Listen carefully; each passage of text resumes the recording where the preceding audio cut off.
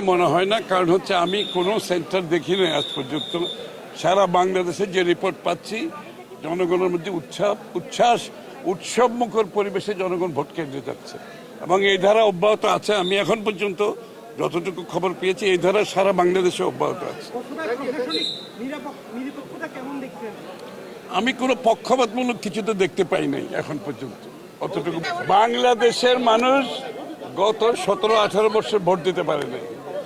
এই ভোটের জন্য অনেক মানুষের অনেক ত্যাগ স্বীকার করতে হয়েছে, জীবন দিতে হয়েছে, গুম হয়েছে, খুন হয়েছে, ব্যবসা হারিয়েছে, চাকরি হারিয়েছে, পুলিশের হেফাজতে মৃত্যুবরণ করেছে, জেলখানায় চিকিৎসার অভাবে মৃত্যুবরণ করেছে, লক্ষ লক্ষ মানুষ মিথ্যা মামলার শিকার হয়েছে।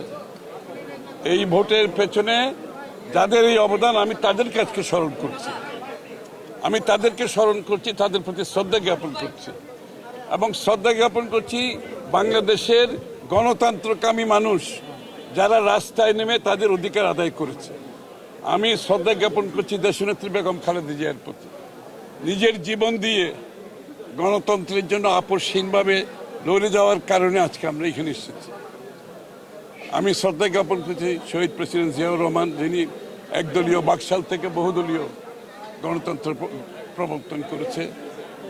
জনাব তারেক রহমান সাহেব নিজের জীবনের বিনিময়ে দেশ ত্যাগ করে বহুদিন জাতিকে ঐক্যবদ্ধভাবে আন্দোলনের মাধ্যমে আমাদের আজকের ভোট, যেটা আমরা মালিকানা ফিরে পেয়েছি, তার ত্যাগকে আমি স্বীকার করছি। এই ভোটের মাধ্যমে আগামীর বাংলাদেশ একটি গণতান্ত্রিক দেশ হোক। আমার মনে হয় পরিবেশ ভালো, খুবই ভালো পরিবেশ। এবং আমি তো অসংখ্য ভোটার, আমি আস্তে আস্তে যা দেখলাম, প্রত্যেকটি পোলিং স্টেশনে 2-3টা কনস্টিটিউয়েন্সি ঘুরে আসলাম, অসংখ্য ভোটার এবং স্বতঃস্ফূর্ত একটা উচ্ছ্বাস আমি দেখতে পাচ্ছি যে গণতন্ত্র যে আবার ফিরে আসছে সেটা আমরা অনুভব করতে পারছি। এইবারও বাংলাদেশের মানুষ বাংলাদেশ জাতীয়তাবাদী দলের উপর আস্থা রেখেছে, জনগণের মধ্যে দৃশ্যমান। তারা চাচ্ছে বাংলাদেশ জাতীয়তাবাদী দল আগামী দিনে জাতিকে নেতৃত্ব দিক, সরকার গঠন করুক এবং এই সমস্যা থেকে উত্তরণের মাধ্যমে দেশকে এগিয়ে নিয়ে যাওয়ার আমাদের সম্মানিত চেয়ারম্যান তারেক রহমান সাহেব যে পরিকল্পনার কথা বলছেন বারবার, সেই পরিকল্পনা বাস্তবায়নের দিকে যাতে আমরা যেতে পারি।